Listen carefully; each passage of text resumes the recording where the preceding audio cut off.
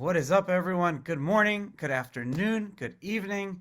I'm your host, Charlie Shrem, and you're listening to another epic episode of The Charlie Shrem Show, powered by Untold Stories, where twice a week together, you and I get to dive deep with some of crypto's most influential leaders, brilliant people, some early Bitcoin OGs, those who have been like silently working in the background, those who can teach us a lot of like life lessons about themselves, how they became successful in one of the hardest industries right now to become successful, right? Like a lot of the times it requires this, it's like following our dreams and doing something that we know is right, but we don't really understand why we're doing it half the time. Uh, and maybe together with the show, we understand how this movement came to be, where we're at right now, and where we're going in the future. We have a lot of fun along the way. We meet some amazing people. And today you're going to meet an awesome person who I met on Twitter, which is still an awesome place to meet people and to get shit done, right? But my guest today is Max Sarafin. Max, thanks so much for coming on the show. Yeah, no, really excited to be here. It's a great show you have going on. Thank you. I missed it. I forget how much I love to do it. Living on a film set for a week. My wife's an actor, so she got cast as like a very good lead in like a Hallmark movie. And I love Hallmark movies. Do you like Hallmark movies? Watch them during Christmas. That's about it. Yeah, that's what everyone says. But But I can't figure out what I love more, like watching them shoot a Hallmark movie or like actually watching the Hallmark movie when it comes out. But because they always like have really good endings and things like that. But it was really sweet. I was living on set for like the last 2, 3 weeks. I got a few shows in here and there, but it's good to be back home in the chair. I spend so much of my full time, like my day, on working on Bitcoin and crypto that it's like uh, when you're on a film set, it makes your creative juices just pump. Have you ever been on a film set? I haven't. Well, actually, no. I went on you've heard of like Red Zone for football. I've been Oh on yeah. the yeah. I went on that in 2012. I think that was it was a fun time. Wait, I didn't know Red Zone was like I thought Red Zone was just when they take all the screens and they So they have a full production studio. Actually, it's pretty crazy. They have the back room with all the people on the computers who are sending all the clips at the same time to I can't remember his name, but the actual host of the show. So it's a pretty crazy film set they have going on. NFL Red Zone is like it's like basically when you watch the for those who don't know, when you watch the NFL Red Zone, it's like if you have maybe 10 games going on at any given time, especially during like a sports weekend. What this channel does is it somehow shows you in real time the best of all 10 games, like what's going on. So instead of needing to keep 10 screens open, they somehow figure out, I don't know what AI they're using or what type of technology they're using to do that, but now I understand. It sounds like it's a lot of manpower. Yeah, yeah, no, it's like 10, 15 people in a back room trying to make sure they get it switched right at the right time. It's pretty spectacular to watch from a backside. Yeah, right. It's like same thing as being on a film set. So you it's kind of similar to crypto in a way, right? Because there's so much going on at any given moment that your job and my job, because we do some, we're both in. I'll give you a little bit introduction about you in a second, but we almost always have to like manage all the data coming in real time, realize what's good and what's bad, and make very, very important decisions based on that. Just a little get a little, just to give a little bit of background of you. You're known as Scruffer on Twitter, and that's how we met. SCRUFFUR. You have a VC fund called Impatient Ventures, where you impatiently invest in the long term, and I'm really excited to talk to you about that. You also have a consulting business that have been investing in this industry for a little under 10 years now. So you've been one of those people very quiet until 2016. And like you were telling me that you enjoyed listening to the show beforehand, I really enjoyed, really enjoyed, because I'm like a token economics geek. I really enjoyed going to some of your older blog posts where you posted like some of your perfect, token economic models, like the mushroom one, and then you had one on the Serial Club. Can you talk a little bit about that? Yeah, so one of the most emphasized parts of Web3 is kind of understanding the tokenomic model. We have the separation of equity and tokens, which is still trying to find its way in regulation standards today. But the big problem that I like to emphasize on, which I saw keen in 2016, 2017, was looking at tokens outside of a respect for turning them into fiat, which is kind of the consensus today, where most of the consumers who are purchasing and using these tokens maximize their utility by selling the tokens, which honestly isn't good for ecosystems. And it's a problem where tokenomic model mathematicians and other people have failed to create game theory to where people are incentivized to keep tokens inside the ecosystem. So what I found with my consulting practice and helping various projects out and doing research was we can use all sorts of traditional economics across micro and the macro basis and build out entire models which allow users to collect tokens without going in excess and continually use these tokens to engage in the ecosystem rather than flowing the tokens out. And that's kind of where I've become rather known for is understanding these tokenomics that are built by others and building my own and trying to find value in these tokens outside of an equity valuation standpoint, but rather, is this tokenomic model valuable in the long term, and does it produce situations where consumers aren't getting excess tokens and pulling them out of the ecosystem? We can find value in that. It's some. It almost seems like an impossible task. It almost seems like I've sat on like different meetings where token economics are developed, and it still seems like one of those things where you do your best guesstimate of like how you think things can go, because like you talk about, a lot of it is game theory. And I think to zoom out on the macro level, right?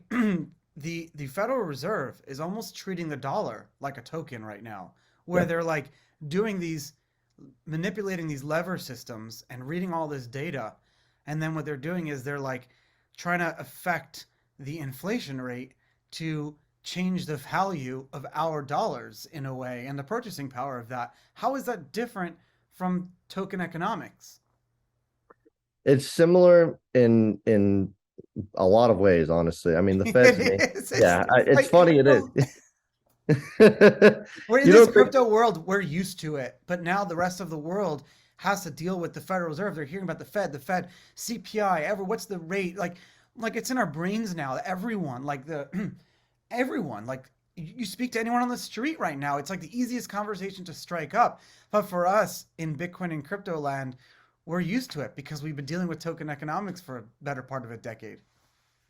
Yeah, you honestly hit the nail on the head. I never thought about it very similarly to how a team's job is very similar to the Fed's job. I mean, in a simple standpoint, the Fed is tasked with aiming consumers to incentivize them to spend or incentivizing them to save on, very simply outside of the complex situations they do. And in the same ways, projects should be working on different ways that they can incentivize users to either continuously spend their tokens in the ecosystem or to save them. And it works in both ways. But the big problem is the Fed has hundreds of years of data. And these people who are creating tokenomics often don't know what their consumers are going to do, often don't know how their consumers' utility there or maximize their utility. So they're tasked with creating these tokenomics and they don't really have access to good data. And we can circle back to what you mentioned right at the start of the show. You said you have good and bad data. And it's really hard right now because you have tons of different software and analytic tools that you can use to maximize your efficiency in either building, trading, etc.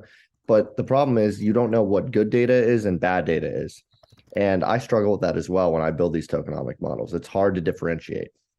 One of the biggest metrics that anyone can look at when they're strategizing on whether to work for, buy tokens in, just hang out in the Discord channel, or like stake their identity to a project.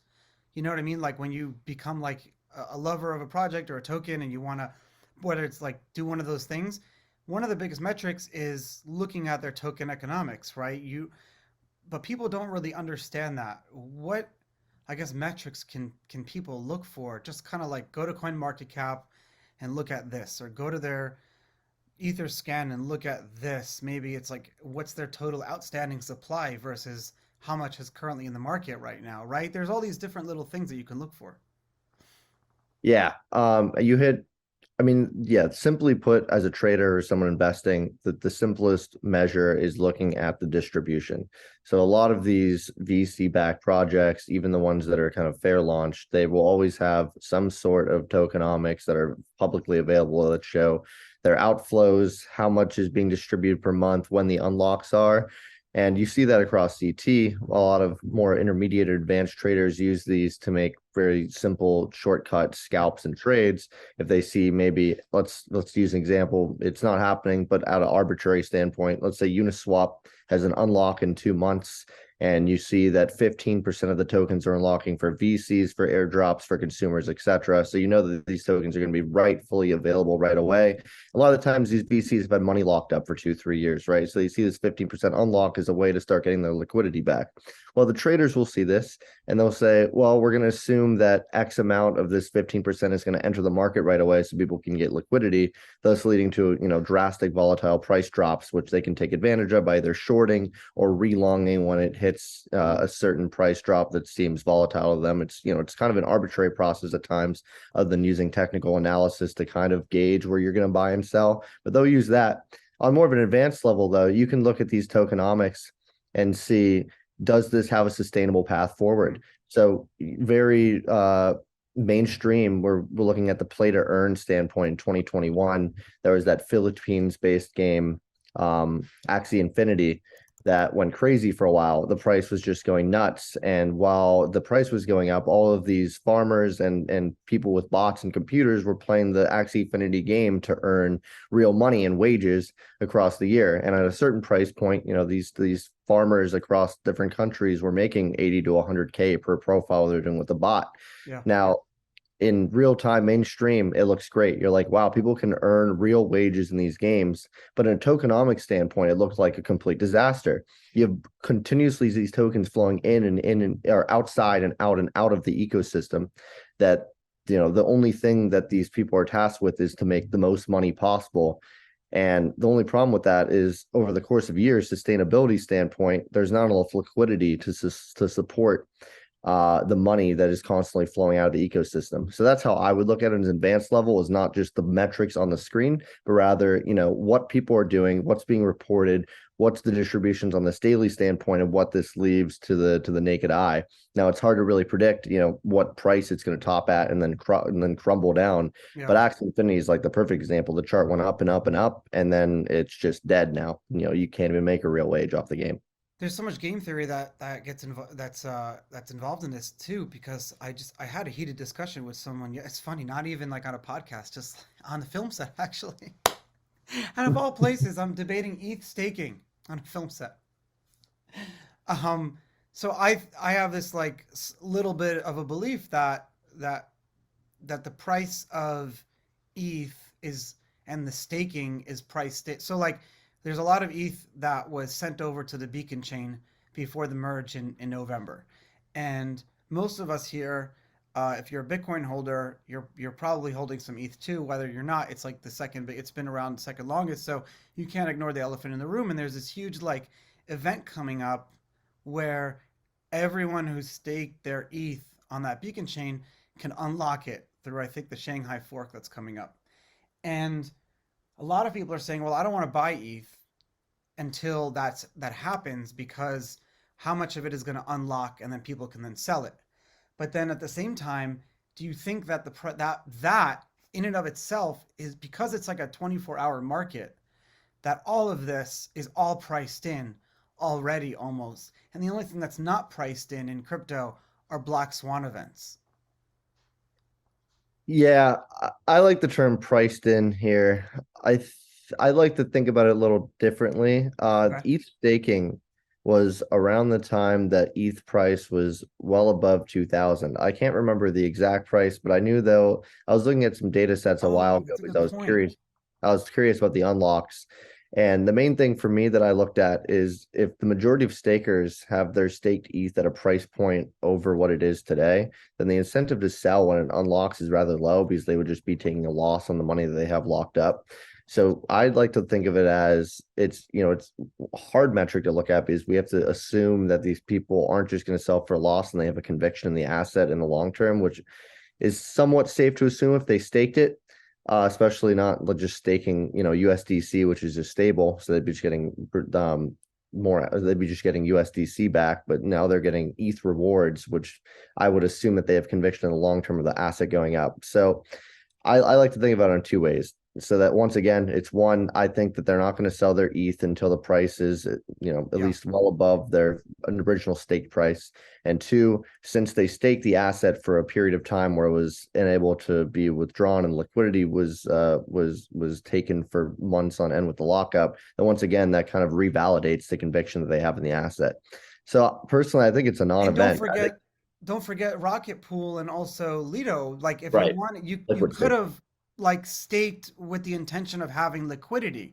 So you could have correct. like it's like the difference where someone buys like treasury bonds that you can't sell them until the end of the maturity, or you can buy a bond that is sellable at any given time. And I'm not really into buying bonds, but I know that that's true. Yeah, the liquid staking is honestly probably the coolest abstract concept I've seen in Web3. Now it's becoming a lot more usable since we've Right. seen the SECs going after Gemini and other kind of centralized liquidity, or sorry, centralized rewards and lenders, etc. So now How are liquid you? staking. I know that you've been around yeah. So the SEC is definitely like cracked down on staking, although it's relegated to like it seems like centralized staking services. Maybe that was like the message that they were trying to make, but I don't waste my time reading through Yeah. all the the paperwork that they put out. Um, but I will say that how do you factor in regulations into your investing, right? You mentioned play to earn and Ethereum we're talking about and Bitcoin.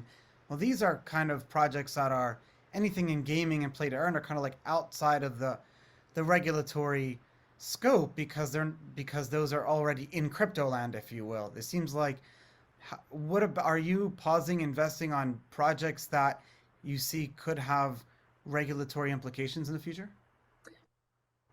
Yeah, I that's kind of one of my main risk factors Mm. is when I look at things as either an angel investor or looking at things for a VC, I like to look at the token and seeing in a very simple test. One is it passed the Howey test, which Mm. is simple in its own regard, but Yeah, it, it is you know, simple. it right. Simple, right. But it's funny in the recent SEC.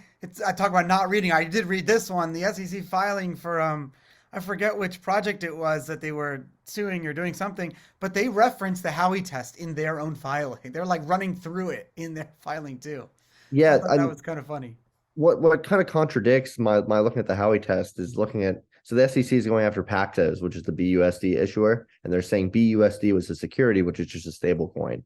And a Howey test on a BUSD stable coin is, BUSD isn't going to go up in value. It isn't going to bring investors money. And right there it fails. So Yeah. how are you going to say that BUSD is a security? So that I mean it references back because I like to look at these assets and be like, does it pass the Howey test? But seeing the SEC going after an asset that is clearly does not pass the Howey test, I'm like, how do I look at this from an investor Yes. standpoint if there's no regulation that is a clear cut and precise that I can use as to be risk adverse, right? So I mean, to answer your question back then, it's hard to look at assets and say, are we sure that regulators aren't going to go after this? So I've kind of just continually done what I've done. I invest in assets that I feel have strong product market fit and can appeal to consumers in Web2 markets and can Yes. kind of bridge the two markets together. And in 5 years, if we have to go through regulatory trials, tribulations, and other things, then so be it. You can't stop people making products that are beneficial for consumers, and you can't stop investors investing in these, showing that these products will change the way that we operate in our daily lives. So I Hmm. think that the SEC and regulators will see this as a beneficial market once we get clear-cut, concise regulation standards, and the market will be much easier to invest in as a long-term investor. But you're 100% right. It's hard. Very, very interesting. And what about projects that are building new technologies that could potentially uh, compete with the the big ones? For example, we had Aleph Zero on the show before, and you're an investor in them. What How do you kind of like think about that one? So there's a lot of complex uh technological language when we're looking at Aleph Zero, and was involved like zero knowledge proof, zero knowledge snarks, and going into that would take up the whole show. So, I mean, to think about it on a very simple standpoint, Aleph Zero is building a layer one technology that's suitable for enterprise. When you look at Ethereum, you look at a network that has scalability problems, and if you put let's say a billion consumers on the ETH network, it would be so congested that no one would be able to purchase or pay for a transaction to go through. Now, that could change in the future. They can adjust the technology, but at the moment, scalable chains are what enterprises are looking for to be able to bring their consumers on and be able to use this technology without having to financially outcast their current market. So I like to look at Aleph Zero, which is kind of similar to how Matic operates, but on a different standpoint. It's a scalable chain. And the main thing here is it has a public and private blockchain hybrid. So what that means is that consumers can still do their public transactions like how we see on Ethereum, but they also have a privacy model similar to Monero, which is a privacy based blockchain that allows enterprises to be able to use on-chain technology without having to showcase their transactions to the public, which makes it very appealing for an enterprise to be able to build on there. So I look at Aleph Zero for this on a 5 to 10 year scale because they're able to build out enterprise technology and build meaningful partnerships, very similar to what Matic is doing, which we've seen Matic partner with Instagram and Starbucks and all Yeah. these big enterprises. And I think we're still at the really early and kind of getting closer to the rapid adoption of what layer ones can do to partner with enterprise. So Aleph Zero is my like bet on a market cap that is much lower than Matic that I think can do very similar things with partnering with enterprises and being able to connect with consumers and create scalable, safe, and private content and on-chain tech for them.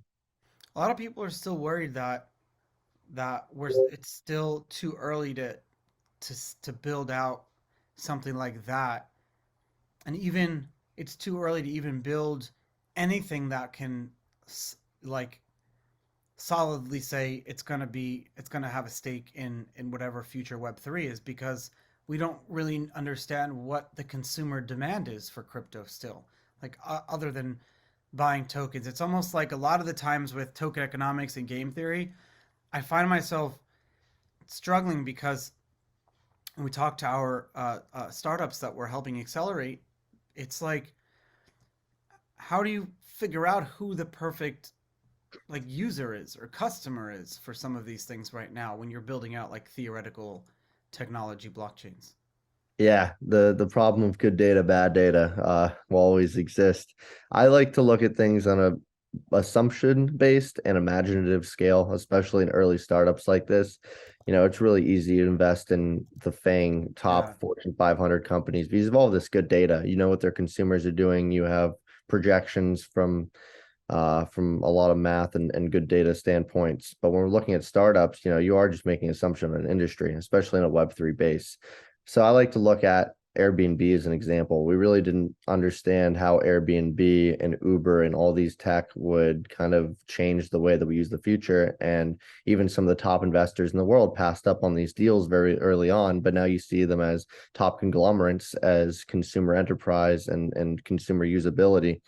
And this is very relatable to Web3. We don't know how Web3 will actually adjust and be used in enterprise. We can make a lot of assumptions based on what people are building and based on what the tech can enable users to do. But once again, these are just assumptions on how the users will actually use them.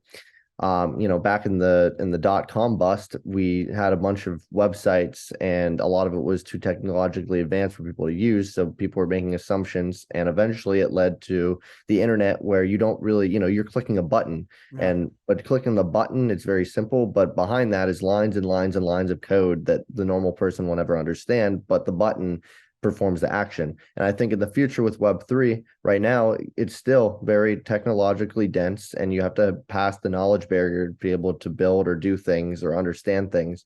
And hopefully, my assumption is 5 to 10 years from now, hopefully sooner, you'll have a Web3 situation where people don't even know they're using Web3. It'll be a Web2 company with Web3 enabled tech. And once again, it'll just be like someone clicking a button.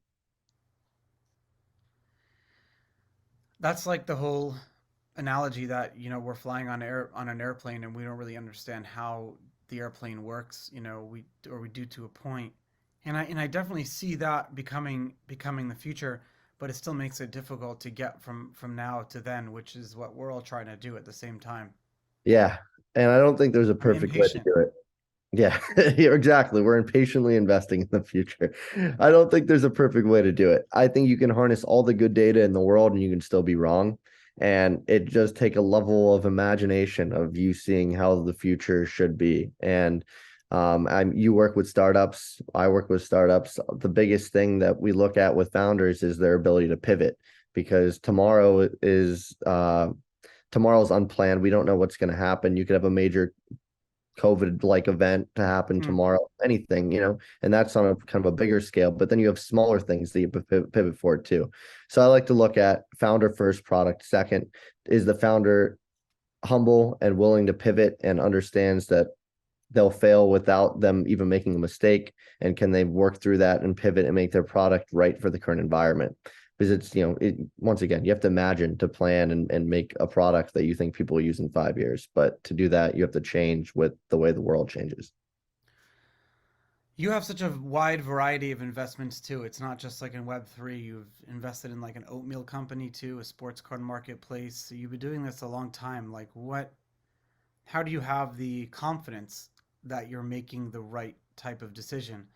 Uh, So yeah, so I'll give a lot of credit to Jack. Jack helps run Impatient. He was the original founder of it back in 2019, who made a lot of these Web 2 bets. And he is probably one of the most brilliant ex founders slash ex operators who now invests mainly, who made a lot of these big bets in Web 2. I'm sure. more attributed to my Web 3 bets, but the Web 2 bets that we have in Patient are incredible. Oats Overnight is just a basic CPG oatmeal company that you look at and it looks like a Kellogg's product or very similar. And kind of the secret sauce behind that is the marketing and the Yeah. brilliant team and founders behind it, that can turn a simple product that is healthy and get it in front of the eyes of every consumer. I think the funniest thing that attributes to my conviction in Overnight Oats, funny enough, is I look at some of their marketing tools and look at the sponsored content. And I look at the comments, and the comments are hilarious. Someone's like, "Fine, fine, I'll purchase it already," noting to the fact that they've seen this ad probably 100 plus times. Oh They're my like, "Jesus, God. I just need to eat it already." I wanna I wanna start a company like Overnight Oats. Like just overnight, like, cause I like just for my listeners, like this would be can you give my listeners some free oatmeal? Like what's the do you have a code? I'm like putting you on the spot, but this is like healthy. I ate oatmeal every day in prison. I got jacked. I lost a ton of weight. I was the healthiest I was ever was. I can look into it, see if Yeah. that's available. That'd be cool. Get My some editor people. is gonna edit it into this moment, or we're gonna put it in the show notes. But yeah, we're Perfect. getting you guys some free oatmeal, or at least like a Well, they can check something. it out at oats.com. Funny enough, they have the OG domain of oats.com. It's It's just brilliant. oats.com. Yep. That's great. Oh, your website's awesome. This is great. So like I want to start businesses, like I don't want to invest in something like that. I want to start them. I like to start them. Our family office is called like Amalgamated Portfolio because we like to like start them and then hand them off to let them be run by like 5 or 6 people, and then like and I like to start businesses like that. Like I have a, a concept called articulate, which is like articulate but coffee latte. Yeah. There's so I many like it. good ideas. No, there's honestly, it's the life of an entrepreneur. I find myself I was doing random entrepreneurial things from when I was 14 till now, and every day I wake up with a new idea, and it's tough. I was actually having a conversation with founders of a Web3 company called Sphere One yesterday, and during the conversation, it's more friendly than business, but it just every 5 minutes it was like an idea for a new product, which is Yeah, hilarious because they're building something. And you just think about it, you're like, well, I mean, this product's cool, but I might as well just start doing this. So it's entrepreneurism is hard and easy hard. in many different ways. It's easy in the fact that you're doing something very passionate, but it's hard in the fact that you're like just stuck with all these great ideas and to do them.